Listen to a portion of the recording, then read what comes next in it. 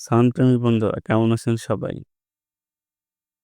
আপনাদের সামনে নিয়ে এসেছি 2.1 একটি অ্যামপ্লিফায়ার। এটা খুব কম প্রাইসের মধ্যে ভালো সাউন্ড প্রোভাইড করতে পারে।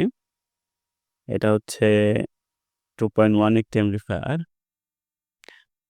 এটাতে ক্লাস ডি আইসি ব্যবহার করা হয়েছে।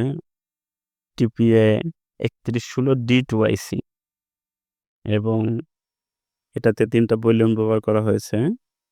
একটা স্টেরিও, একটা বেস এবং একটা মাস্টার ভলিউম। হুম।